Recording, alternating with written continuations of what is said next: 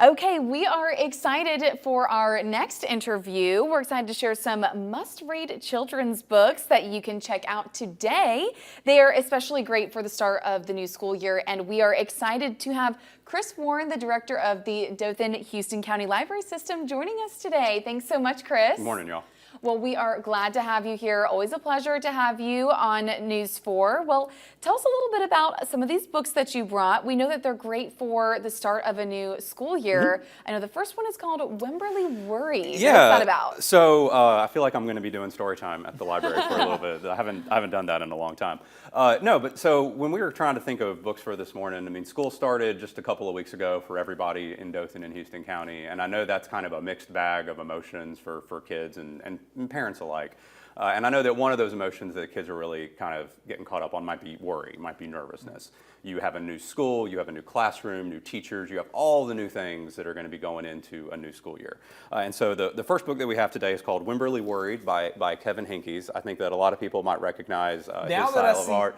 Now that I see the mouse, I remember this from elementary school. Kevin Hinkes he's a very distinguished author. He's won a number of Caldecott medals and other awards. A lot of people know him for Chrysanthemum, Sheila Ray the Brave, Kitten's First Full Moon. Wimberly Worried is particularly good because it's about a little girl named Wimberly who worries about everything. I mean, if it is a thing you can worry about, she will worry about it. And if it doesn't turn out the way that she worried it would turn out, then she worries about how it did turn out. Like she has a birthday party and she worries that no one's going to come. And then everybody comes to the birthday party and she starts worrying that she won't have enough cake, things like that. So she, of course, worries about the very first day of school. She's worried about whether or not the school's going to smell. She's worried about whether or not her teacher will be mean, whether or not she's going to like the lunch and things like that. But anyway, so she has all of these concerns, and finally she gets to the first day of school. She meets her teacher. Her teacher is very lovely and very nice. And the teacher makes a point to introduce Wimberly to another student in the class who's also a worrywart, who's very shy and was very scared about the first day of school.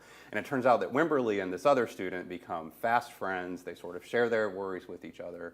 And I think this book is a really good reminder for kids that, yeah, you may be worried, but you're not the only one who's worried. Everybody who's nervous, everyone who's scared about school, that's something that we all feel, whether we're starting a new day of school, we're starting a new job, we're moving to a new place. And that reminder that worry is a very universal feeling, I think is really important for kids, especially on the first day of school. Absolutely. I mean, it's so important to know you're not alone in that feeling and that everyone is also feeling the same way. Yeah.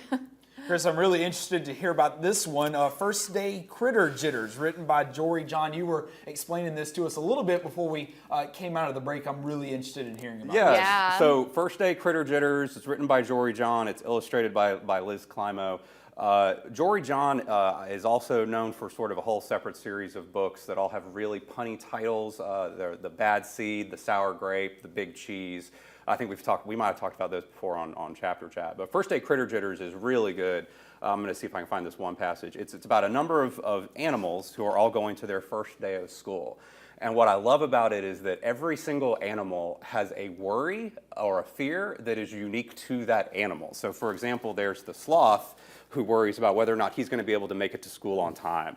There's the bear who doesn't like to get out of bed. He likes to be able to sleep in. He's not pictured on this page, but my favorite is the snake who worries because he can't carry his backpack because he doesn't have arms. And so every single one of these animals has a different worry when they go to school, and it's really, really sweet because each one of them gets to school and they overcome that worry in a very special way.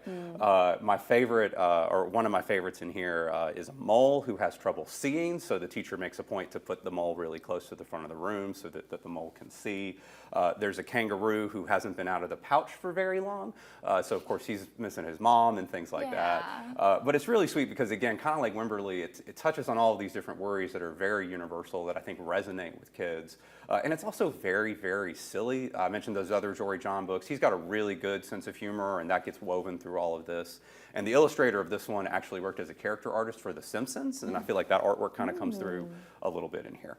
Well, one thing I love about children's books is the artwork and the illustrations, and it sounds like a great book for kids too, with it being silly, fun, you know, all that kind of stuff. Kids love that. Absolutely. Something that will keep their attention, right? And I think parents will like this one too. I think there's enough sort of, it's kind of like, you know, Pixar movies that have like a level for adults and a level for kids.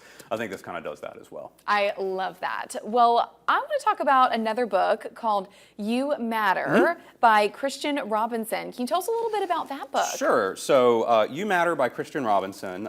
We've mentioned Christian Robinson before. I'll just go ahead and say I love his artwork. It's the sort of collage style. This is a very, very sweet and very, very simple book. And I remember reading in a review that it's a really good book, especially for anyone who's having a bad day. But it talks about how it doesn't matter who you are, whether you're old, you're young, you're big, you're small, whatever, but you matter. And I think that especially for kids, you know, when I keep kind of pulling at this thread, but you know, when you're in a new environment, you're surrounded by other students and you're meeting new teachers, it can be really easy to feel lost and things like that. And I think, and you know, the previous guest was, you know, talking about, you know, people kind of coming out of their shell a little bit. And I think You Matter is a really good reminder of that. That yeah, you might feel a little bit lost, but there are people who care about you. You matter. You make a difference. I think this is a good book for that message. Yeah, I mean, books, they really can be a source of encouragement, right? You know, lessons learned. Could you talk a little bit about, like, you know, you mentioned this is a great book for if you're having a bad day. Could you just talk about the power of reading books with messages like that and how that can impact us? Yeah, so I think one of the really important things about books, we talk a lot in our profession as librarians. We talk a lot about books as door or windows and mirrors, with whether it's a window where you're able to see into the life of someone else and you're able to understand their life experience better. You're able to understand, you know, somebody who might not live like you or believe the same things that you do, but suddenly you become more aware of their life experience, and that just, you know, informs, you know, the whole, you know, life's rich pageant, as they say. And then you've also got books as mirrors. It's really important that people see themselves in our library collections. We don't all live the same lives. We don't all have the same beliefs. We don't all you know, feel the same things. And I think that when you see yourself, when you see your lived experience in a book, that's just a real reminder that, you know, not to make this sound too simple, but it reminds you that you matter. We all come from different places. We all come from different families. We all believe different things. And I think seeing yourself reflected in literature, whether it's a children's book or a, you know, a classic novel, I think is just really, really important. Well, I love the message of this book. You matter. Everyone needs to know that, right? Absolutely. Yeah.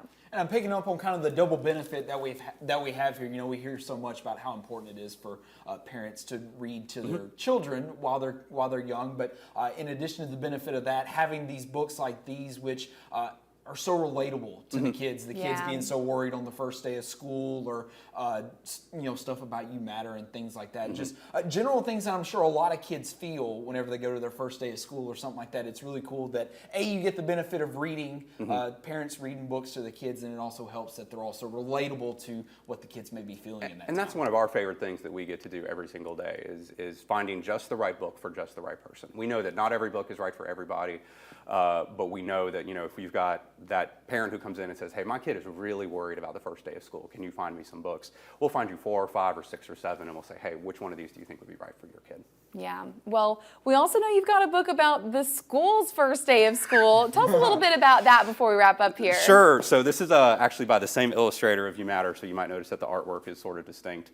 And we've mentioned this on Chapter Chat before, but I'm going to be honest, this is one of my favorite books, not just about the first day of school, but just one of my favorite picture books in general. It tells the story of the first day of school from the perspective of the school. So it's sort of this personified school assuming consciousness. I don't know, that sounds really deep. But the idea that, like, the school, you know, is becoming aware that it is in fact a school. You know, it's a brand new building. It becomes friends with the janitor who's getting everything ready for the first day, and the school is sort of learning about what the school day is going to hold. The school's very nervous at first because some of the kids are like, oh, I don't like school, it's boring, it smells, whatever. And so the school starts to feel really bad. And there's also a little girl, there's this really iconic image of, like, a mom taking her daughter into school, and the kid doesn't want to be there. The kid's crying, the mom has to carry her in. And the school's like, oh my gosh, I must be terrible. But you sort of see the school and the little girl learn together that school can be really fun, school can be really rewarding, you're going to make friends, you're going to learn new things. And that really, and then the school gets really excited about his next day of school when all the kids are going to come back. Well, what a cool, unique perspective on a first day of school book, right? Yeah. Well, Chris, how can people check out any of these books if they want to for their kids? Sure. So if you live in Dothan or Houston County, own property, work, or attend school anywhere in Dothan or Houston County, you can sign up for a library card at any one of our locations. You just need to come to show us proof of ID and proof of where you live, and we'll get you signed up. We've also got a lot of online resources and things like that your library card gets you access to, including ebooks, databases, live tutoring, things like that can be especially really helpful for the new school year. All right, well, good to know. Thank you so much, Chris, for joining us, and we look forward to having you back again sometime soon. Absolutely, thank y'all. All right.